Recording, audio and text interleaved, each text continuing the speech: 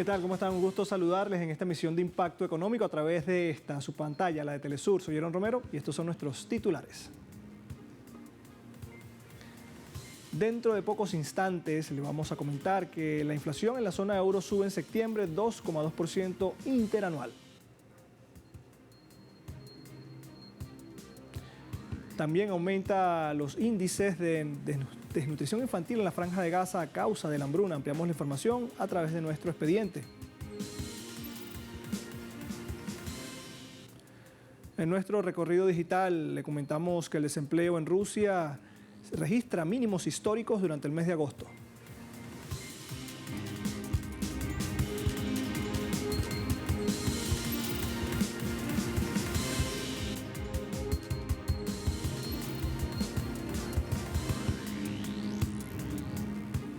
Comenzamos con la información desde el viejo continente. En la zona euro, la inflación aumentó 2 décimas durante el mes de septiembre hasta alcanzar 2,2% interanual. Así lo dio a conocer el Banco Central Europeo durante su informe en septiembre, en donde recalcó que esta alza se dio tras haberse mantenido estable durante los 3 meses previos en el 2%, en línea con el objetivo de estabilidad de precios. Mientras tanto, la inflación subyacente, que excluye los componentes más volátiles como la energía y los alimentos, y que es la referencia para el Banco Central de Europa en sus decisiones de política monetaria, permaneció estable en 2,3% por quinto mes consecutivo.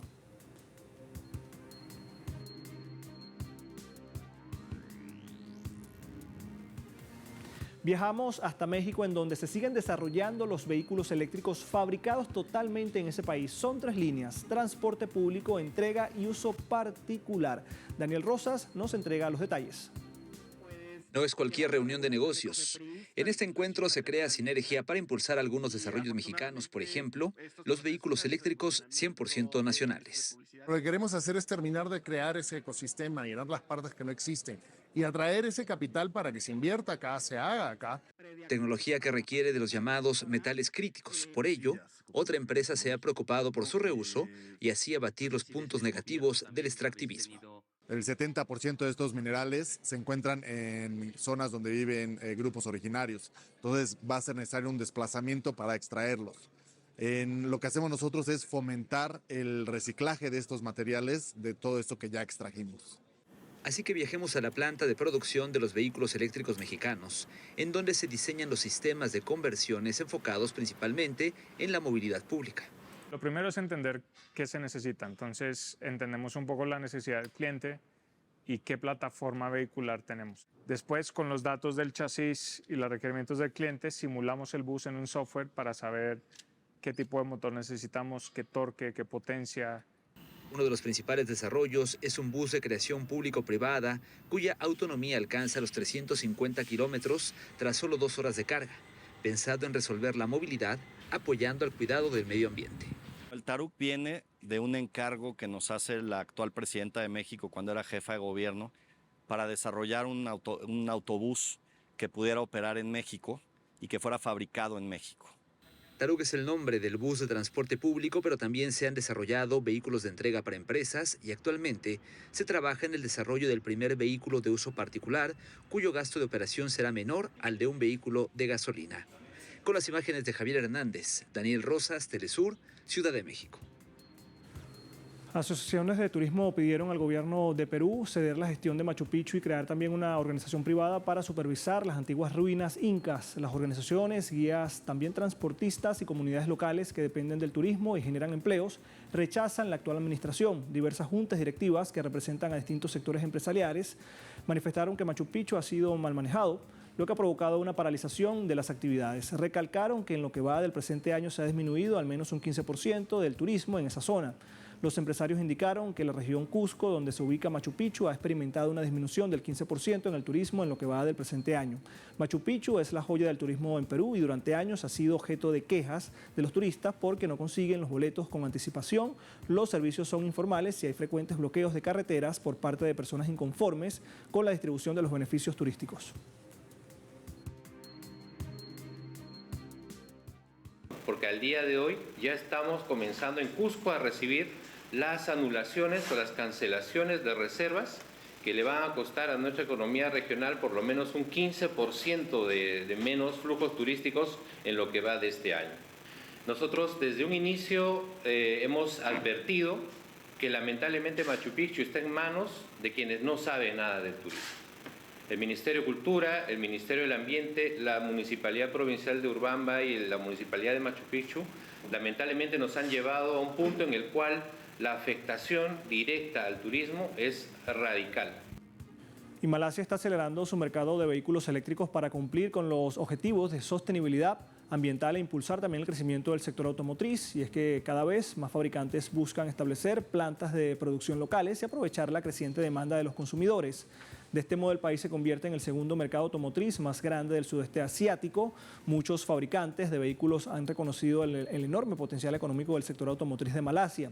La transición de vehículos de nuevas energías también se considera un área clave para la expansión.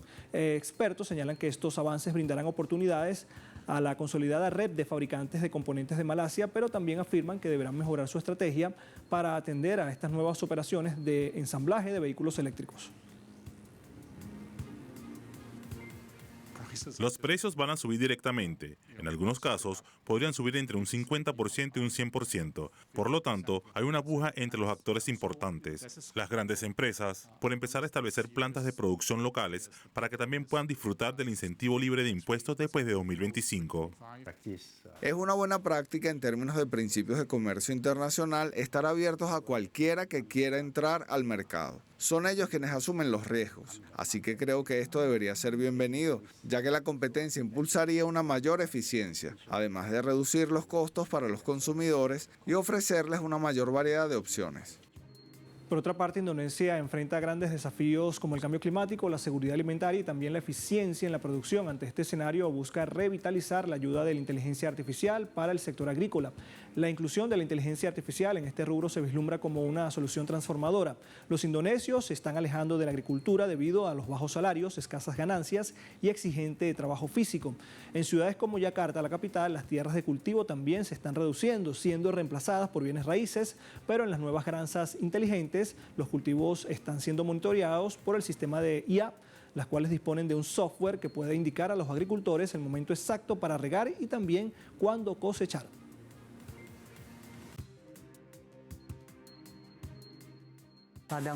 Esta granja se creó específicamente para zonas urbanas porque sabemos que es difícil encontrar verduras frescas y saludables en la ciudad. Por eso, estamos aprovechando el terreno limitado para desarrollar tantas granjas como sea posible. El año pasado me invitaron a una conferencia sobre agricultura de precisión en Nanning, Guangxi, China. Pude ver cómo el uso de la IA seguirá intensificándose en el sector agrícola. Vi cómo se está utilizando la automatización en las fábricas de caña de azúcar en China. Fue muy eficiente en el uso de fertilizantes y agua. La productividad y rendimiento también fueron bastante altos. Quiero que la agricultura en Indonesia avance y quiero ser parte de eso. Con esta nueva forma de cultivar, no tenemos que ensuciarnos, no tenemos que trabajar en el barro, estamos demostrando que la agricultura también puede verse bien y fresca. Con esta información marcamos una primera pausa acá en Impacto Económico. A la vuelta en el expediente estaremos abordando el tema de la desnutrición infantil en la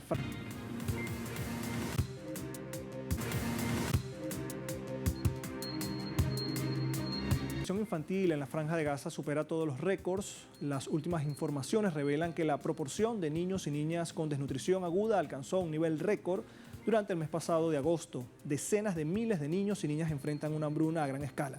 Según datos de la UNICEF, la hambruna continúa en aumento a un ritmo sin precedentes. En agosto se detectaron 12.800 niños y niñas con desnutrición aguda, tras los más de 13.000 ingresados en el mes de julio, la cifra mensual más alta jamás registrada en la Franja de Gaza.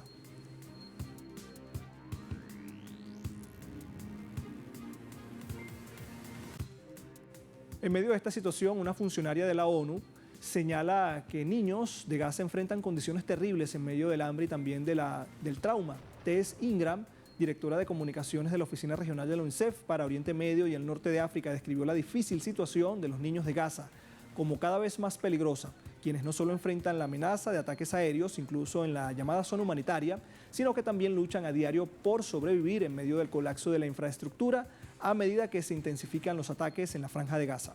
Además de los peligros físicos sumados al hambre, los niños de Gaza sufren también de profundo trauma emocional y psicológico, según la funcionaria de la UNICEF.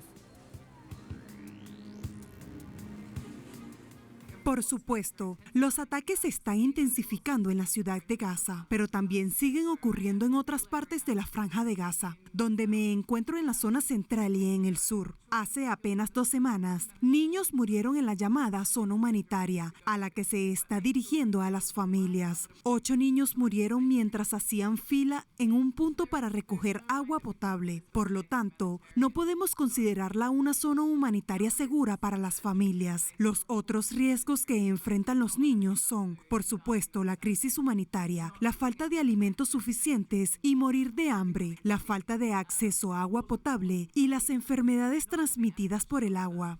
Hay tantas maneras diferentes en la que la vida de un niño se ve afectada y además de eso, por supuesto, su salud mental. Están experimentando tanto trauma que no serían un niño en la Franja de Gaza que no se haya visto afectado por algún nivel de pérdida. La pérdida de sus hogares, la pérdida de estar en la escuela, la pérdida de un miembro de un familiar o alguien que amaban y desafortunadamente, en muchos casos para estos niños, una pérdida personal por lesión. He conocido a demasiados niños con lesiones que les cambiaron la vida aquí en Gaza. Y en medio de la hambruna que afecta a miles de ciudadanos en Gaza y donde los niños son la principal víctima de este flagelo, surgió una esperanza, la llamada flotilla Global Sumud. Sin embargo, las embarcaciones fueron interceptadas en su mayoría por las fuerzas israelíes, impidiendo que llegara la ayuda humanitaria hacia la Franja de Gaza. La flotilla, por supuesto, transportaba alimentos, agua y medicamentos en un momento en el que la ONU y distintas organizaciones alertan sobre los niveles de hambruna en Gaza. Según datos emitidos por el Ministerio de Salud gazatí, más de 63.000 personas han sido asesinadas en esta guerra y al menos 332 palestinos, entre ellos más de 124 niños, han fallecido por malnutrición. Los activistas exigen la apertura de un corredor humanitario marítimo que permita la entrada constante de ayuda humanitaria.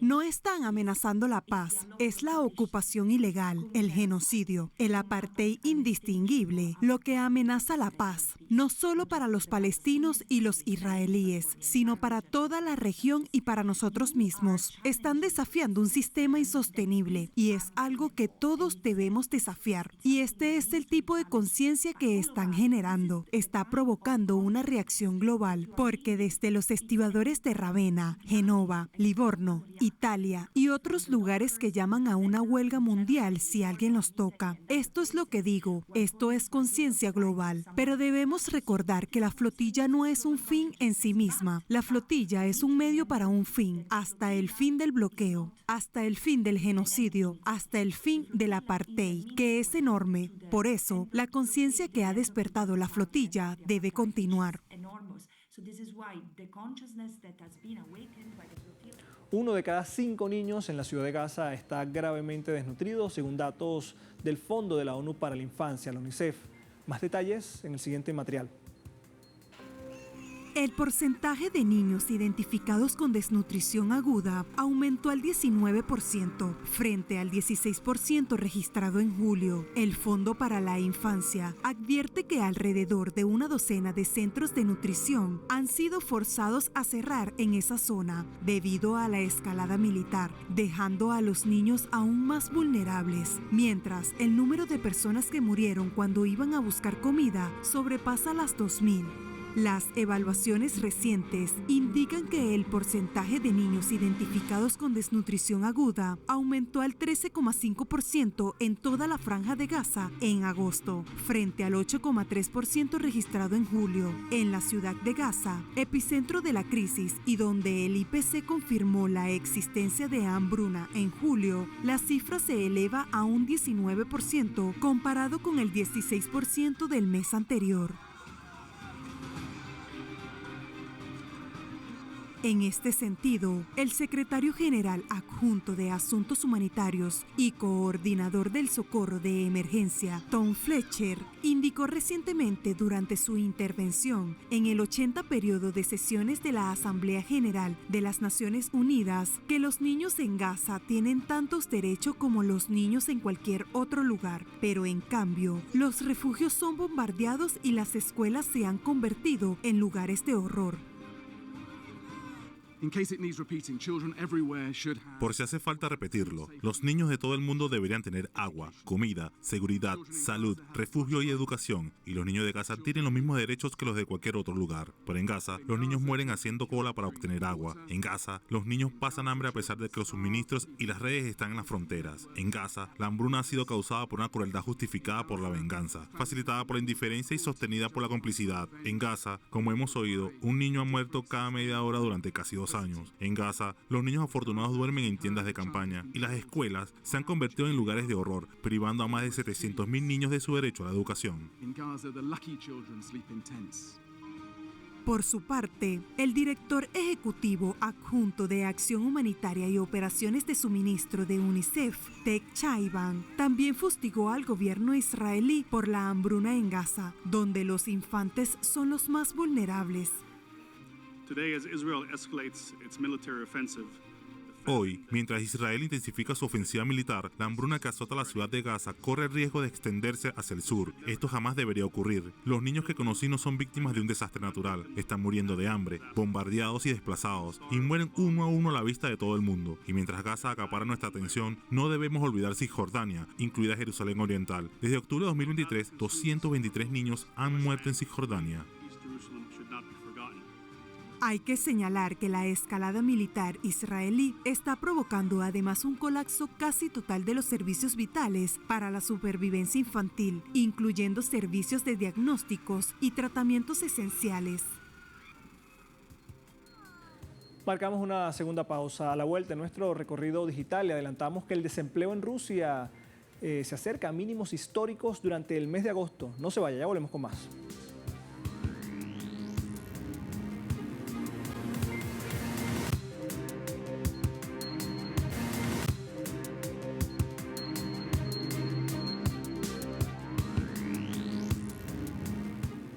Comenzamos el presente recorrido digital con información desde la agencia Prensa Latina. Destaca desempleo en Rusia con mínimo histórico en agosto.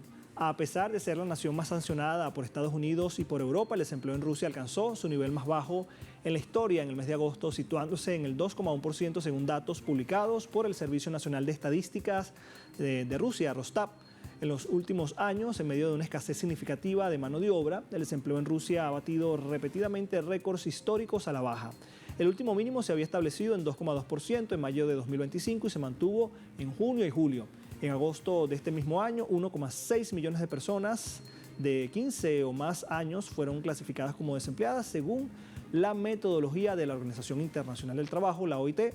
La tasa de desempleo para la población de 15 o más años en agosto de 2025 fue el 2,1%, esto sin ajuste estacional, así lo señala el informe de la agencia estadística. Mientras tanto, en julio el número total de desempleados en el país era de 1.650.000 personas, en agosto también disminuyó hasta 1.592.000.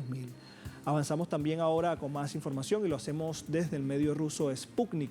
Señala incremento del 23% en aduanas, impulsa la recaudación fiscal en México. Durante los primeros 8 meses del presente año, las aduanas del país aportaron más de 52.000 millones de dólares a la tesorería de la Federación, lo que representa un incremento del 23%, en contraste con el mismo periodo del año pasado, según lo informa el diario mexicano Milenio, citando también datos oficiales.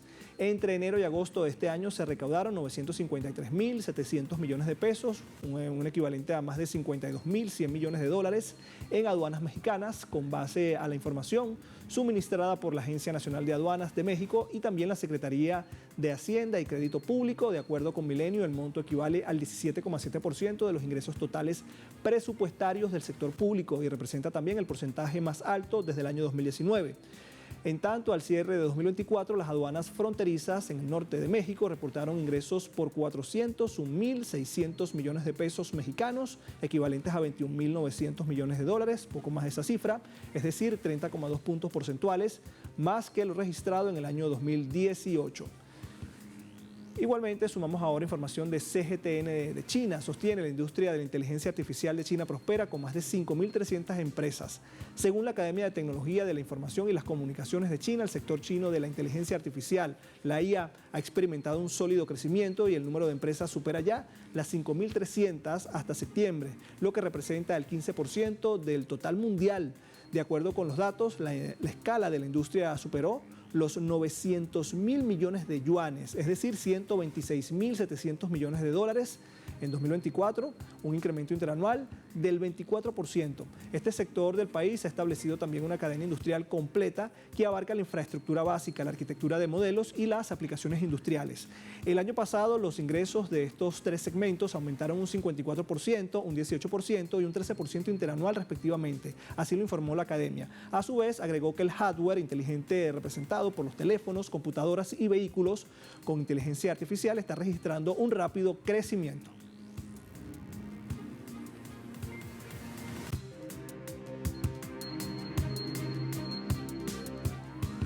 Tenemos de inmediato indicadores petroleros. Comenzamos con el WTI. Marca $61.80, ha perdido 0,57 centavos de dólar. También tenemos el barril de Brent, marca por el momento $65.42 con una baja de 61 centavos de dólar. Y el crudo de la OPEP marca $70,40 sin variación.